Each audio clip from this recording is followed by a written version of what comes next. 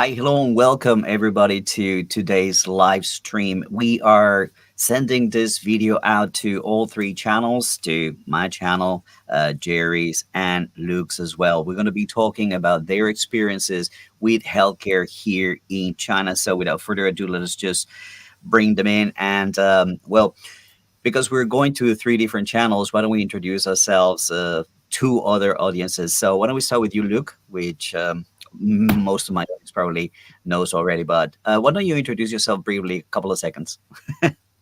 Yeah, hello everybody. My name is Luke. I'm a British PhD student studying in Shanghai. I'm doing it in medical AI. So my research is about trying to figure out if someone has cancer or not and how serious that is using AI. So yeah, I've been in China for about 5 years or so now, and I do YouTube as well, like travel, about my PhD, these kind of things.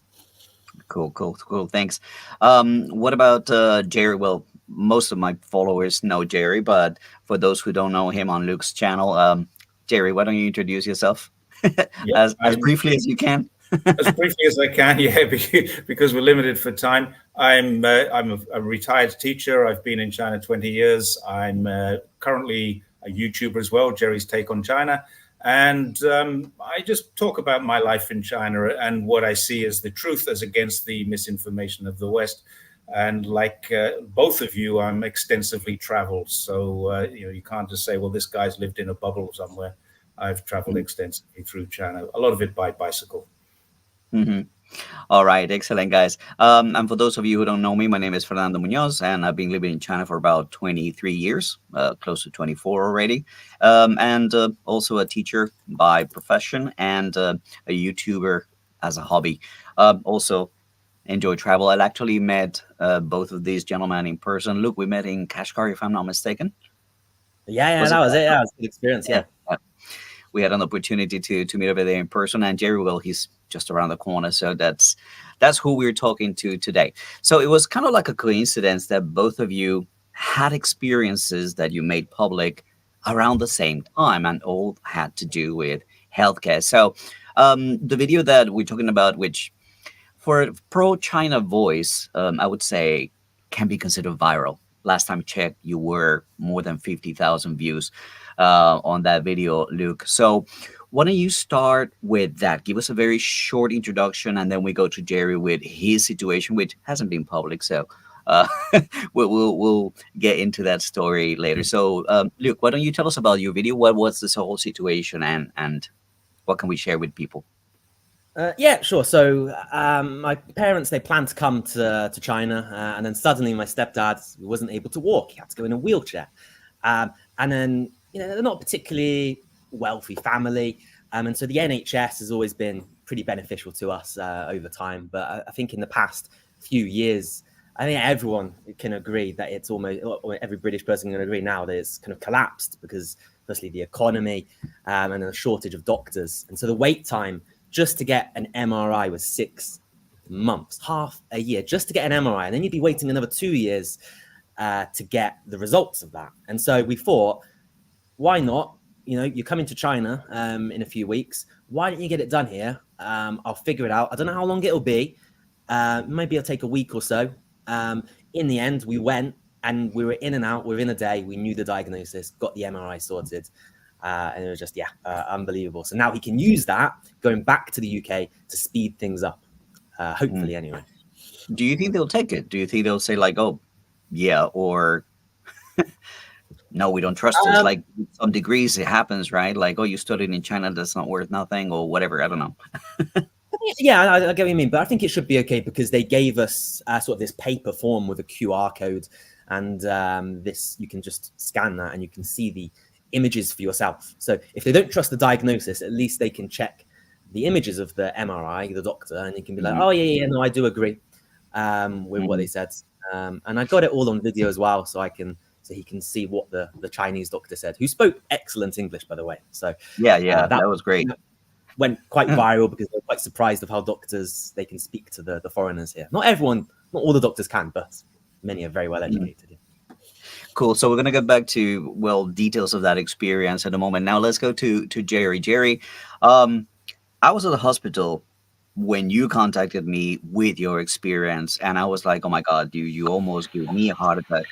Um, so tell me a little bit about your experience, and yeah, whatever you feel comfortable in sharing, and your experience with the healthcare of China as well.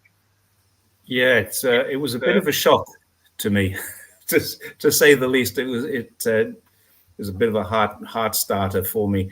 I I was cycling the other day. I'm cycling 20 kilometers a day, so I'm fairly active. I'm fairly fast cyclist as well, so I'm doing 100 kilometers in less than an hour every day, and still working on all of this stuff probably 10 or 12 hours a day. And I thought I damaged my calf muscle. I had a pain in the calf the day before the National Day holiday, and I thought, well, that's a bit, it's a bit dodgy. But I'll not go for a ride tomorrow. I've hurt the calf. I'll take a day or two's rest. By the day after, it took 2 days, but it swelled up to almost double its size. It was like a balloon. And got up in the morning and said to the wife, "We've got to go straight to the hospital. There's something wrong with this." And when we got to the hospital, the doctor immediately said, "You've got a thrombosis. I'm going to get you a ultrasound right now." I went down to 5 floors walking. I used the escalator down 5 floors to get to the ultrasound room. We'd been waiting in hospital less than an hour to see a doctor. Downstairs, waited there for about half an hour to get the ultrasound, 2 ultrasounds, one on the lower leg and one on the upper leg. These are different tests. And they gave us a printout within 10 or 15 minutes, took the printout back to the doctor, and he said, "Oh my God, what the hell are you doing standing up? You should be in a wheelchair." He jumped out of his desk. He was panicking, like, "Get in a wheelchair. You go get him a wheelchair now." And he put me out into his waiting area and put me in a seat. And the funniest thing was watching everybody in the waiting area suddenly adjust their masks around their face, because they're all wearing masks because it's a hospital. And they all walked out. The waiting area emptied out, completely emptied out. So I was sitting alone until my wife came back with a wheelchair, and then they took me back to the admissions area, back on the ground floor, using the elevator, not the escalator. And within half an hour of that, I was admitted to a ward. The ward was a vascular ward, and they were telling me I need an operation. Then they were telling me that I need 10 days in hospital, no operation. And then they said 7 days treatment. So I'm still a little confused for the first couple of days what was actually going on. And basically, they put me on blood thinners, heparin, which is injected into the stomach twice a day, even though Google says once a day, says twice a day. And that's a really uncomfortable feeling. I've got a lot of criticisms about how they allow you bed rest in China, but I literally was not allowed out of bed for 5 days, even toilets. I've got another story, but it's not for YouTube, about going to the toilet on a bed when you can only use one leg. Believe me, it's not easy. But that's a different story for over a beer. And then on the 5th day, they said, the doctor came in and said, "We're very happy with this. You can go home today." We're like, "What? You sure?" Now, we're also flying. Next week, we're flying to Sri Lanka for a holiday, and we were convinced that was cancelled. And it's non-refundable as well. So there's a lot of money involved in that trip. And we said, "Look, we're planning this trip." He said, "Yeah, me wenti, no problem. Go, enjoy." So now I'm on blood thinners. I'm wearing a sock on my leg, which goes all the way to the thigh, a compression sock. And I have to take these blood thinners twice a day. Again, Google says once a day, but doctor says twice, so I'm doing it twice. And I should be, this is, I can't remember. Oh, I've got it in my pocket. Someone says I'm on warfarin. I'm on two different things. One is this thing called Xarelto, and I have a 2-week supply of these. And this other one, which is interesting, is called diosmin, and that's actually for sores that are created by this kind of problem. But I don't have any sores, but who knows what it looks like on the inside. But I'm not in any particular trouble. And now I'm walking. I'm back up to yesterday and today, first 2 days, full days out of hospital. I walked 5 kilometers each day, but walk for 20 minutes, find a coffee shop, have a cup of coffee, and then walk for 20 more minutes. And that's how we've been doing it. And then in the afternoon, I'll go for another walk. So the whole problem stems from being in here, sitting at my desk for 10, 12, sometimes 15 hours a day, Doing responding to research. YouTube comments mostly, and writing scripts and researching and doing the things that I do. So Mm. yeah, it was a very, very scary experience. It's a life-changing experience. We need to review how we live our lives and whether the income that I'm going to gain from doing the work that I was doing or the extended lifestyle that I have is more important. And I think life is winning at the moment. We've got a bit of discussion to do. I'll come home in early November from this trip, and when we're home, we will kind of review how my Reassess. reassess the whole thing. Cool. Yeah. Let me get back to you, Luke. I want to talk a little bit about a few details about Chinese healthcare being a foreigner, because I mean Jerry's a resident, I'm a resident. Whenever we do things in according to a certain status, you know what I mean? Like we have uh, residence, we have probably a hospital card and whatnot. What were the steps for your stepdad? Was it complicated? Was it difficult? Did you have to, or is it a walk in the park? Walk in a park. Honestly, I was expecting it to be Well, a big hassle, wheeling but him in the park. literally, yeah, which I have to do a lot. But it was going in the hospital. We made I made an appointment like online. So like it was rather my, because I work with this hospital actually for my PhD, and so I had someone from my university recommend, oh yeah, go to see this doctor. So yeah, they booked it with him, but you can just do it online. And so we went in, and they gave us, we gave them the passport. They gave us a card which can be used whenever you go to the hospital in the future. And then, yeah, we saw the doctor within maybe 5 minutes of getting to the hospital. But yeah, I don't know. I've been before, the first time like coming to China, and it was really simple. Just go into a public hospital. You just show your passport, your details, and they're like, yeah, okay, here we go. This is your information. This is your card. You can use that. You can go see a doctor in 5 minutes. So for me, I just think it's incredibly straightforward for doing that. And then you have it all on when you're able to connect your WeChat to some of these services, it's entirely different story, because there's this mini apps inside WeChat that belong to a particular hospital, and then all your records go in there. When I was traveling in Xinjiang, I was feeling uncomfortable, and I went to a hospital in Urumqi. I'm not a resident of Urumqi, but the same thing. You just connect this WeChat account, which is, because there's no anonymity online, is connected to your phone number and kind of like already verified and whatnot, and everything goes through your WeChat.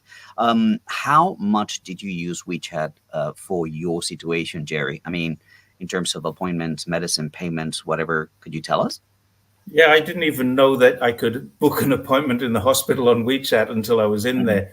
I have a hospital card from some event, and I can't even remember ever using it, but I have a hospital card, and I went in there and I kind of produced it.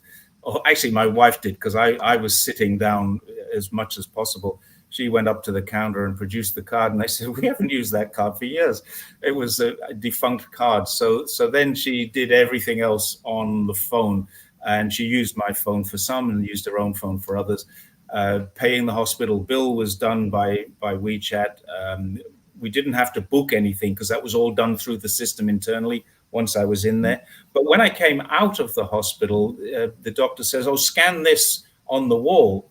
And this is useful information." So I scanned this, put it on my phone. It's a video about how I need to live my life based on these thrombosis or thrombi. I'm Mhm. not sure what the plural of thrombosis is, or thrombus. So I guess it's thrombi. I have 3 thrombi. I don't know. Maybe, Luke, you're in the medical industry. You can tell me if that word is correct.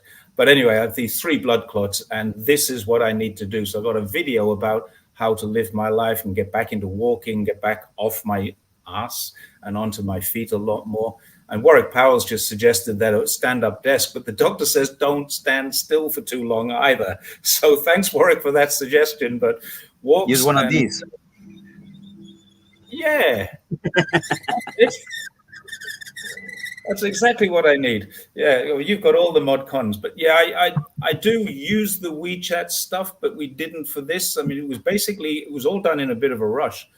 Going from thinking I have a calf injury to I have pretty much three life-threatening blood clots. And they were really, really worried on the first day.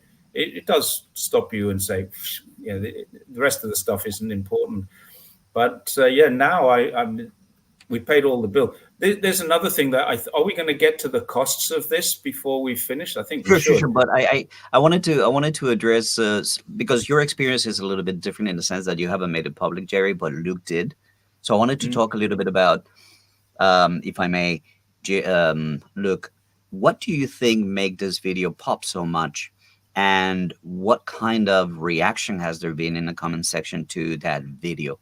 Um, and if I may, like a threefold question, how did your stepdad feel about this situation being made public on YouTube? If you could comment to that.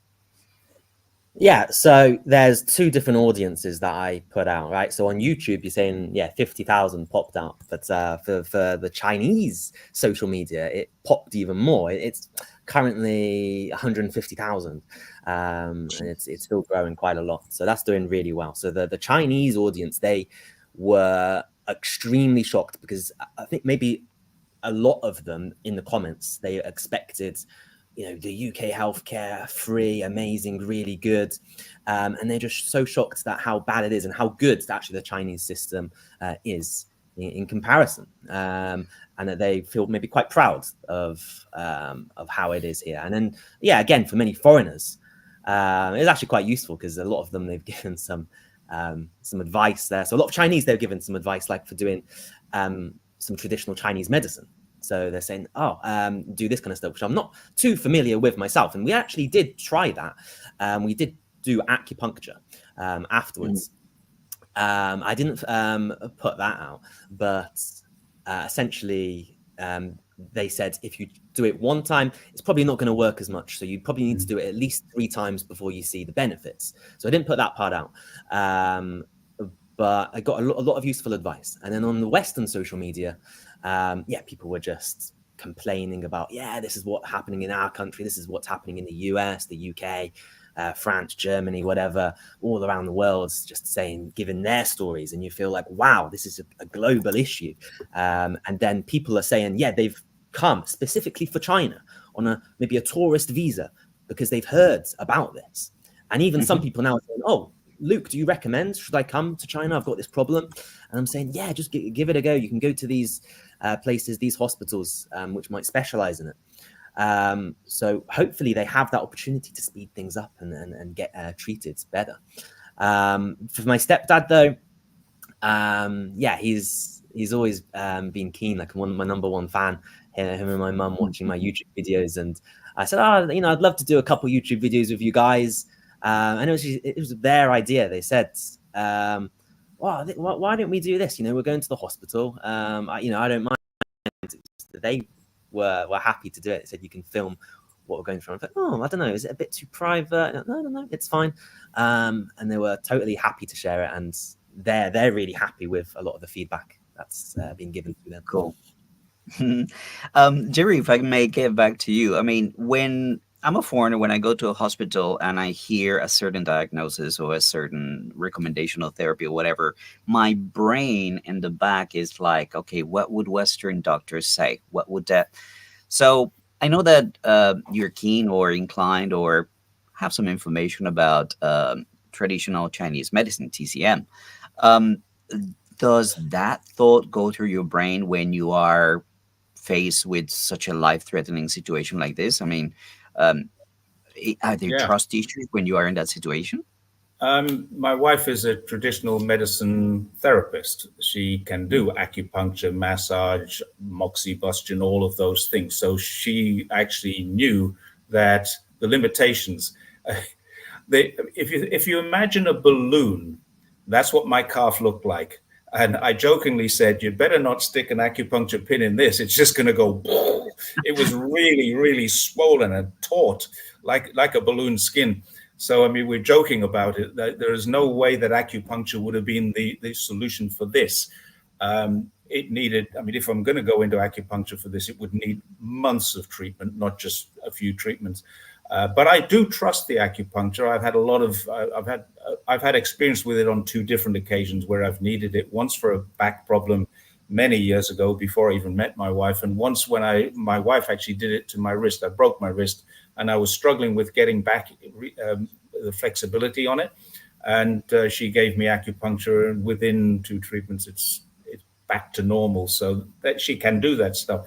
She's also spent a couple of days massaging what we thought was the calf injury, and what goes through my mind is if this is a sporting injury, if this is a sporting injury, then it probably just needs her kind of treatment. But in the hospital, first of all, we used Western style ultrasound to diagnose it. And then they're straight into the heparin, which is a very Western style medicine. And the medicines that I've got now, these are from, this one's from Bayer.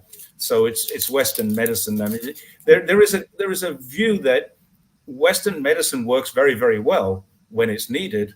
And so does Chinese traditional medicine when it's needed. It has its time and a place. But I think Luke came up with something that I was going to mention, the holistic approach. When a doctor looks at a problem that you have with your leg, they don't look at your leg, they look at your entire body and say what caused that problem. Much more holistic. And that's why you found your father or stepfather's lumbar, the lower part of the spine had the problem that's causing him the leg pain. And that's how Chinese medicine is, in my opinion, different to Western medicine. I'm not saying it's better or worse or anything like that. But for different things, like injuries, definitely traditional medicine, I would use that every time. Illnesses, diseases, maybe I'd look at Western medicine first. And I think that's probably the best way to approach it. Use both. Okay, look, you went to a doctor in Shanghai. If you were not in a big city, do you think you would have recommended the steps that you took? Say you were in Zhongshan, a smaller place, or in Dongguan, my place, only 8 million people, 7 million people. Do you think being in Shanghai gave you a certain confidence in in following that path, or would you have done it anywhere else?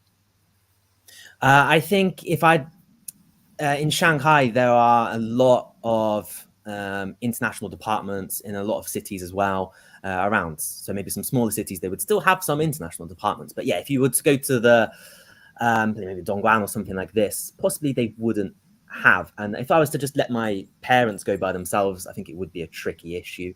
I have had cases where I've been to a couple of hospitals before. I went to like Guizhou, pretty rural, and you had to speak Chinese. But the steps were pretty self-explanatory. Doctor, they could speak some English, and it was very efficient in the way we went about it. I think if I was to recommend someone to come into China to do it, yeah, I would say the bigger hospitals, because a lot of the best doctors, they will come to the bigger cities because they'll have a higher pay.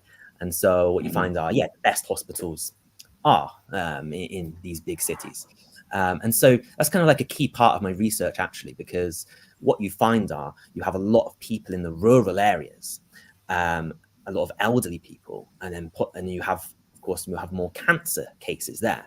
However, you might have the best doctors in the bigger cities. So what do you do with those rural places, the smaller hospitals? And so what China are experimenting a lot with now is AI. So we've seen actually Tsinghua, they've made an AI hospital with lots of robots, and they can cover thousands of cases, which would take a long time to do if it was just regular doctors. Now, this is not replacing the doctors, but it just simply assists them. So what we're seeing in a lot of these rural places now, they're being donated these AI machines. So for my research in particular, it's not to take away the pathologist's job to say we're curing cancer, but it's just to aid them. Because normally a doctor would look at it as a qualitative thing and just have a general scan. The AI is quantitative. It looks at every individual cell. which there could be hundreds of thousands. It's just impossible for a doctor to do. And so it just gives, like a holistic approach. It allows you to have a different angle to it and to aid. So I do think as we're progressing with AI as well, that these smaller hospitals, they will get better.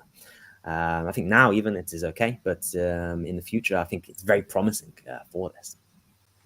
So talking about this international ward, so to speak, I think that a lot of major cities have those. What I found in my experience is that usually what they have is a nurse that speaks English and knows the terminology, and she's everywhere translating for whatever specialist you're seeing. That has been my experience. But I wanted to talk to Jerry a little bit about this particular idea of cost. Many people think when they're getting to a certain age, okay, where could I retire where my money would go longer, without really stretching themselves financially or anything like that. They would like to look for options. Some people go to Thailand, some people go to Vietnam. People choose different countries for different reasons. Um, what is your experience with regards to cost of something as serious as what you had to go through in Zhongshan, in cost, if you want to tell us in terms of cost, but also in terms of the details regarding your insurance, or if you have any subsidies or any help because of your particular situation as a resident of China or being married to a Chinese citizen, et cetera, et cetera. Could you elaborate a bit on this? Yeah, my hospital was a local hospital in what is defined as a small city. There's only 4 million people live here. So by Chinese standards, it's a small city. It's a tier 2, but only just. It really ought to be a tier 3 city. And there are no international hospitals. I went to the Zhongshan People's Hospital, and it's actually very close. I could have walked there.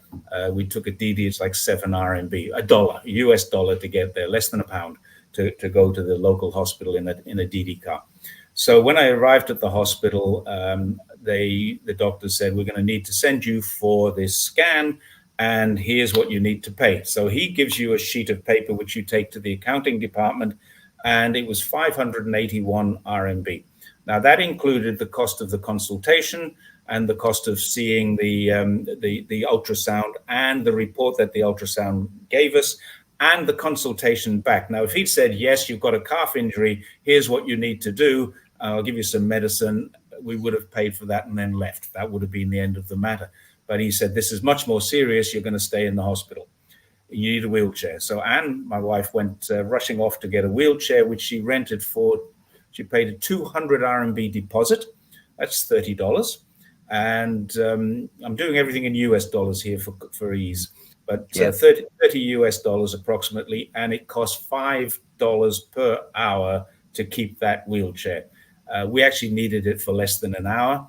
5 RMB per hour to keep that wheelchair. So less than $1 an hour. We kept it by mistake. We kept it overnight, and the total fee was $50, 50 RMB, which is what, $5 or less than $8 or something. So anyway, that was an overnight rental of that. And before checking into the hospital, we had to pay a fee of 5,000 RMB deposit. So 5,000. There are 7 RMB to $1. There are 9 RMB to £1. You can do your own sums. We paid a 5,000 RMB deposit. When we checked out, we got 1,300 RMB back. So this whole incident, adding the cars to and fro for my wife, the food that we had while I was in the hospital, the whole thing was about 5,500 RMB in total. And that includes the compression stocking that I'm wearing and all of the medicine that I have for the next 2 weeks. They can only give me 2 weeks supply at a time. But every single thing that we had included for 5,500 RMB. Had I needed the operation, it probably would have gone up to about 20,000 RMB and maybe a shorter stay in hospital, believe it or not, because the operation they just clear if it was a small clot, they would clear the clot. I'd be charged about 20,000 RMB for this, and then released from hospital the next day with whatever treatment I needed for the post-operative care. So yeah, a little bit more expensive, but a lot less time consuming for the operation, more time consuming and a lot less expensive for the, I had 10 injections into my stomach over 5 days, and everything else, 5,500 RMB, a lot. I think it was pretty From okay. from what you comment, I think that a Chinese person would look at this and say, like, well, 5,500 is a lot of money for a Chinese person. But if I was Chinese, I would be on Social Security, and it would be a lot less. That's what I was going to get to. When I was working, I had Chinese Social Security, and this would have cost me about 1,000. In fact, the doctor said to my wife, "Is your husband on Social Security?" She said, "No." The doctor said, "Can he buy Social Security? You have a friend who owns a business, can put him on the books, and this will cost a lot less." So they're trying to find ways to save me money, and I'm just saying, just treat me. It doesn't matter. We don't have insurance for myself. There's a reason for that. I had insurance when I was working. I had all the insurance cover, Social Security when I was working. When I retired, I didn't. And I didn't realize this, but when you get into retirement age, if you don't already have insurance, then it's really expensive to get it. And so what we've done is we've got 350,000 RMB, which is in a term deposit. It's locked away. We can go and get it anytime. We lose the interest of it if we draw it. But that term deposit is my self-insurance, if you like. Of course, we're not touching that for this one because it only came to 5,000 RMB, which most people can earn. I mean, the average monthly salary in China now is more than that. So it's not that big a deal. And almost everybody I know, in fact, everybody I know in China has more than that saved. They'd have 100,000, 200,000, probably 1 million, some of them saved up. So this is not a big deal. If I was Chinese working, if this was my wife with exactly the same problem, it probably would have been a 1,200 RMB cost. Yeah. Okay. Luke, a similar question then. I mean, when you posted this on Chinese social media, were there some kind of pushback from local people saying, like, this is a special treatment, or this isn't cheap for us, or did you hear any kind of comments such as this? Yeah, so I didn't put it in the video how much it cost, but I did put a little comment because a few people were asking. So I pinned that onto my video, and then so I think it came out, the medical expenses, consultation, back and forth, all of that, the blood test as well. I think around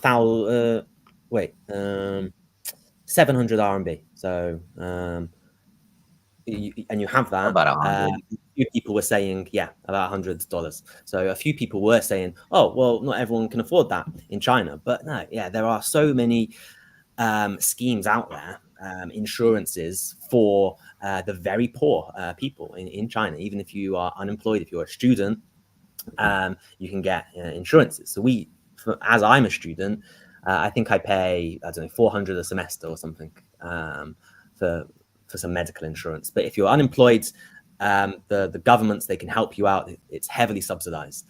And in fact, I don't know, maybe you know a little bit about it, Fernando, but I know in some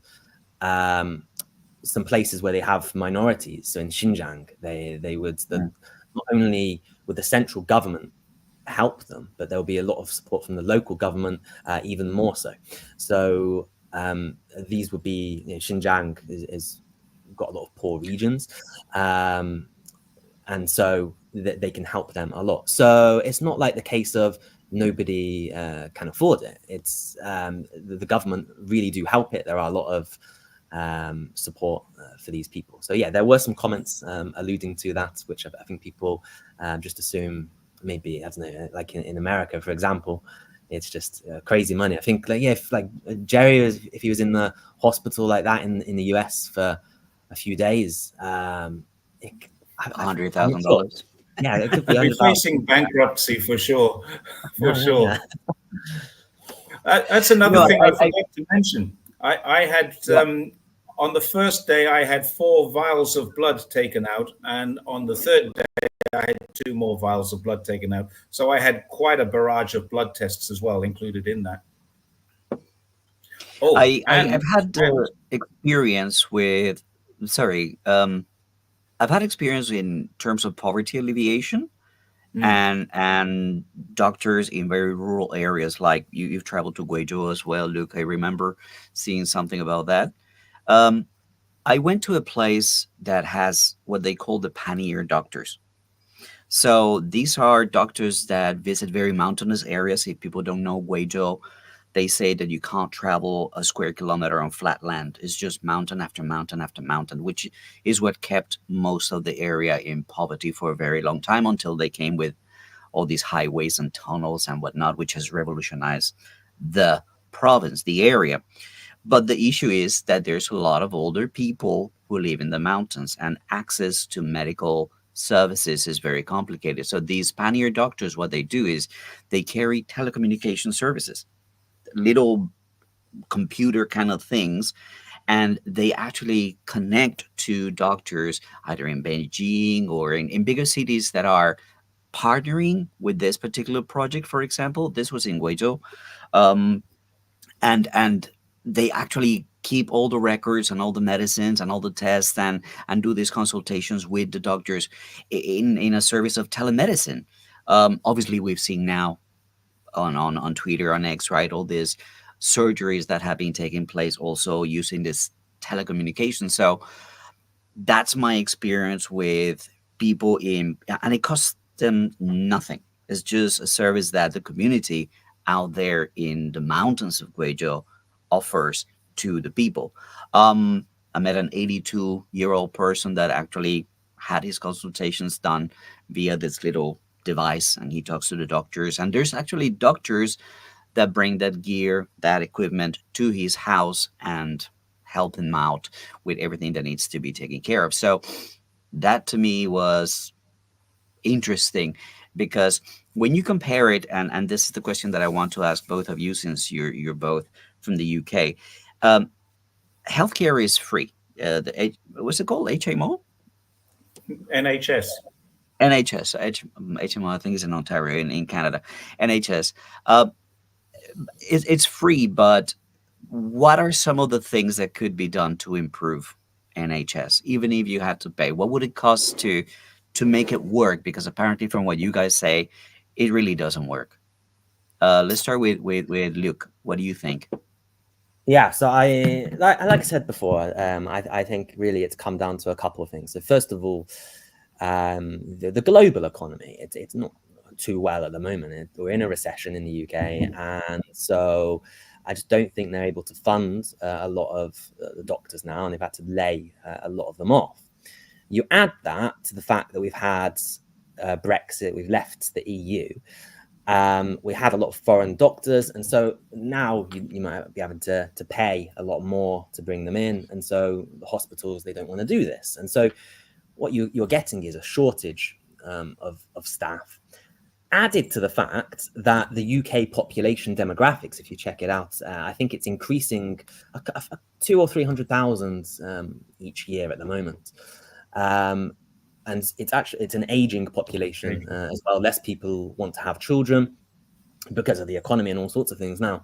And so you're getting people who need to go to hospital. And also with the pandemic as well, what I've seen some research on this, that people, because they were excluded from society, they're not seeing other people for 2 or 3 years in the pandemic, that their immunization levels are a lot lower. And so when they get these diseases, the elderly, it will affect them more severely. And so you're getting a lot more cases, hospital cases now, with less doctors. And so I do think the NHS, it's a good idea, but it only works when things are going right, when the economy is going well and there's enough doctors for it. I think one way to overcome it would be like how China are doing with artificial intelligence.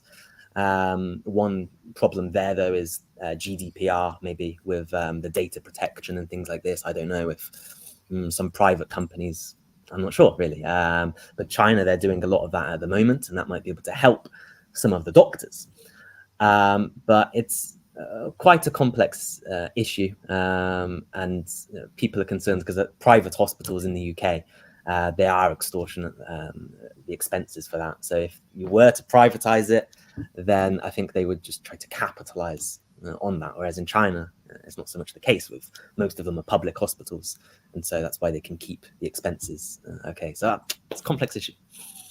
Before I get to Jerry, the situation in my country, for example, it's so bad that even private healthcare services, you have 6 month waits, 12-month waits for surgeries or for results or to see a doctor, even by going private. So imagine what public services are like, which is why when you compare it to China, you're like, we're going private.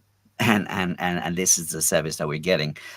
Jerry, what is your um, criticism of the healthcare system in the UK vis-a-vis what you have experienced here in China? Don't forget, I left the UK in 1987 and lived in Australia for 17 years too. Mm. Medicare in Australia and the National Health Service are both going in the same direction, and that is Americanization, corporatization of both of them. I'm inclined to disagree with Luke on one aspect, and not vehemently, Luke. We're not going to have a fight over it, don't worry. But go back to the 1940s, at the end of the Second World War. Britain was in the kind of position that China was in a few years later. It was one of the most impoverished countries in the world. Now, no one believed this at the time, but the fact was they were in debt to the United States to the tune of something like 300% of their GDP. They were going through an austerity process, and they created the national health at that time. Everybody got free healthcare, and it was the best thing they could have done. Now, that was socialism working. They couldn't call it socialism, of course. They called it labor. The Labor government introduced this. Now, there is no excuse whatsoever now that they couldn't, during this process of austerity, go back to that, except that capitalization, corporatization has created a need for profit, and hospitals need to make a profit, and insurance companies need to make a profit, and that is what's gone wrong. China's gone the other way. Now, it's gone from being impoverished to relatively stable income, moderate prosperity, they call it. And we have the largest, in China, we have the largest middle income class. And what they've done now is they have, over a period of mostly in the last 50 years, certainly since the 1970s, they have started to invest in hospitals, and it's slowly changing. You know, when I first came to China, hospitals were hideously expensive for everybody, and most people saved for the time when they needed it. Now insurance has cut in and taken all the. It's changed in the last 20 years while I've been here, and I think probably it's not going to get better in Australia or the UK because, and I hate to do this in a story that is about the national health or the Medicare or the Chinese health system. This is 100% political. America has captured the health services of both of those countries, and it is going to profit from the ill health of the people in them and the aging populations in both of them. It's going to profit massively instead of allowing the government to help the people who live there, which they could do. So it gets a little political. This is no longer a case of, does the national health system work? The national health system has been hollowed out. It has been instructed not to work, basically. They've taken the best managers out of it. They've fired they're always firing people and blaming management, but not funding it properly. I mean, they really want to say at the end of the day, let's privatize this. It will work much better because private industry can manage this better than government can. No, I disagree with that. What China is doing, and it might take another generation, there will be 100% free medical care in China, as long as China follows on the same trajectory that it's on now, which I'm going to assume it will, but I won't be here to see it. So the way that Australia, I don't know about other countries, but Australia and the UK have both gone into a corporatized American-style capitalist health system, which is to the detriment of ordinary people who can't afford or have to wait 1, 2, 3, or 4 years just to get the treatment that they need. I'm wondering what would have happened if they'd said, yes, you need an operation. They'd already told me you're going to have an operation today. And then they said, no, you don't need an operation. This is already too far gone. When the specialist looked at it, he said, no operation. We're going to give you this blood thinning stuff, and you have to stay in bed for the next 10 days. So I'm wondering what would have happened if I'd needed an operation. It wasn't, I don't think it was life threatening, but I think I would have got the operation on the same day Mm. or the Um, next day. I think that we've established that there's two things that are key in Luke's video and your experience. Number one is how fast it is. You get to Yep. see a doctor right away, pretty much the same day. You don't have to wait, even if you're paying a little bit of money. Number two is how advanced things are. For me, the connectivity is something that is mind blowing. The fact that I get my test results on my phone and the doctor has it in his computer, and you can go to a booth and print it, and if you need a like a hard copy of it, that to me, in a population of 1.4 billion people, it's amazing. I mean, when you consider the size and the implementation of these kind of networks are amazing. I wanted to ask Luke, perhaps we could be rounding up a little bit, but I wanted to look towards the future. You decided to come and do a PhD on AI in China. Um, what were some of the factors that help you decide do that here? Is it because they're ahead? Is it because cost? Is it because of the level of research? Give us some information about your thought process in doing that.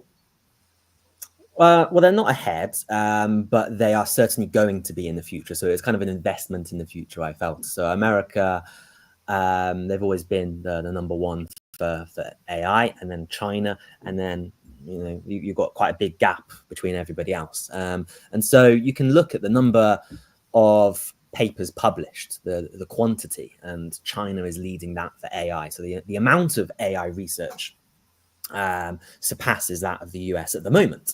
Now, that can be impressive in its own right, but I think the important factor is taking into account the quality as well. So for quite a while, you would be getting a higher, on average, SCI factor for that quality of the publications. Now it is China that is over, they've taken over for that. So in my university, wow, it is incredibly hard to graduate in my major anyway. So maybe in some softer subjects, I've seen some friends graduate and the requirements they're much better. But for mine, for the STEM fields, you have to publish papers by yourself. You can't work with other people. You've got to do it yourself and your professor. You can't have other authors, and you have to have it at a certain level for the journal. So they only accept the highest quality. So you have to do a couple of those, and then you have to have a third one, which can be lower. So in the UK, a lot of universities, they don't require that. And so, yeah, I just thinking I would learn a lot more from this. I'd get a lot more out of it. It's hard, but I get a lot more out of it. And I think China, they're going in the right direction. They're getting a lot more AI startups. The most AI startups in the world are in China. You look at the amount of investment going into AI. I think China is number one at the moment for that. So yeah, that was one thing. But also a second one I just want to touch on is also the expenses. That is a big thing as well as a student. I worked before, so I did have some money, but to stay here for 4 or 5 years, I needed some kind of scholarship. And so I looked at places like Germany, Netherlands, that was free. But in the UK, the US, extremely expensive, really hard. But in China, the government, they support a lot of the students and they help them get the fees covered. So I get free tuition, I get some living allowances and things like that. So I could do a PhD and not suffer. I can live pretty comfortably over here. Whereas in other places, if I was to do it in the UK, I think I would really struggle. Even during my master's, I had to do a couple of jobs on the side. So here, there's no need for that. All right, looking towards the future as well to Jerry. We're very good friends. We talk almost daily. When you mentioned that to me, I started thinking about, okay, I know you have plans for next year. You had your trip and all these things. I don't know if you've made any decisions already towards your future, but what can our audiences expect from Jerry's take on China? moving on. Okay, what a lot of our audiences, because you and I share a lot of the same audience, what they don't realize is how much work I do other than Jerry's Take on China. I do a lot of business consultancy. I do a lot of report writing, researching. I'm a freelance journalist. I'm writing op-eds for a variety of different organizations. And you know, I'm actually quite prolific. I mean, I'm not getting published in the sort of papers that Look will get published in, but I'm doing a lot of work other than Jerry's Take on China. I'm also a teacher trainer. I'm an former IELTS examiner who does IELTS training, but I've given up the teaching. End of story. Teaching is gone now, finished, done. I don't have a single student now. That is done, and it's not going to start again. And this is part of the reason why. I've already told a couple of the people that I do research for that I'm not going to do that. The main priority for me now is my YouTube channel, Jerry's Take on China, because it's the one thing that I started completely freely of my own volition. I started it. I made it grow, and I actually like doing it. So all the other stuff are chores that pay the bills. So now I think that the main thing is let's focus on the thing that I enjoy doing the most, and a lot less time doing it. That doesn't mean I'll be posting any less, because I can post just the same amount and still have a lot of free time if I'm not doing the other stuff. So, you know, for example, I might write a 40,000 page report on the status of the Australian business industry for a business consultancy company. Now, that takes me 3 weeks to write, research, write, and add my own opinions and stuff like that. I won't be doing that anymore. You know, they pay very well, but I don't really enjoy doing them. So I'm going to focus on the thing that pays me the least, which is YouTube, and hopefully build that up. Welcome to the club. Yeah, yeah. I mean, we've got quite a bit of savings. We're quite comfortable. We own property here. I've been here 20 years, and in that time, I've earned good money, very good money. And so we bought our first apartment for cash. I got a second apartment because my mother passed away and left me some cash. I thought, what am I going to do with this? I'll buy another apartment. So we now own 3 apartments with no debt. So it's not like we kind of broke or anything like that. Definitely not rich. All of our apartments are cheap. You've seen, I think you've seen all 3 of them actually. You've seen at least, Landlord yeah, you've Gary. seen all 3 of them, yeah. Because you even stayed in one of them once, I think. So yeah, you know that we're not rich. We're never going to be rich, but we will always have enough money now for me not to worry. But I think that's really where we're sitting now. It's a case of what's more important: getting more income in, or living longer with the income that we've got. And I think that's what we decided. It was sitting in a wheelchair, having a doctor tell you that if you knock that leg, you'll probably die, is like, yeah, I think I've got to do some changes here. It was a really, really, my eyes went, what? I'm going to die? No, you're not going to die. But if you knock that, you might. And I'd been riding the day before, 2 days before, I was riding my bike. I'd fallen off That's my bike. crazy.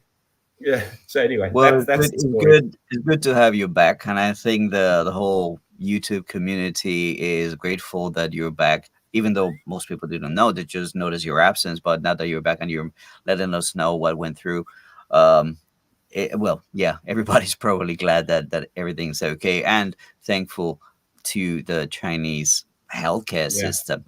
I wanted to finish this with a very simple thought about how I experience Chinese healthcare. Um, I've had good experience, I've had bad experiences, but one thing that I can say is the government does make an effort when they have something that they want to improve, when they have something that they want to make better, they go all out there. One of the things that I wanted to share when we were talking about preparing this is that, well, my wife and I, we are deciding, we're looking into having a first child. One of the things that we found out at our community management area is that there is a whole fertility and paternity set of tests that can be offered to residents for free, absolutely for free. It's worth several thousand renminbi. So we look at that leaflet and we're like, just take advantage of this. So we go to the most regular hospital you can think of, and we go through all our tests from DNA, blood, everything, and it's all offered to residents of Dongguan for free in order to invite people, to they're like, hey, have you been thinking about this? Why don't you do it again? So it's something that I find amazing because they are really tackling the issue of these low birth rates around the world, and they're doing it here locally. They're actually paying money for your tests in order to get people to do this. So that's my story. That's where I was, yeah, doing the business. Yeah, When you we're in texted me, hospital at the we're same not, time for different I'm not reasons. going to tell you what happened. All right.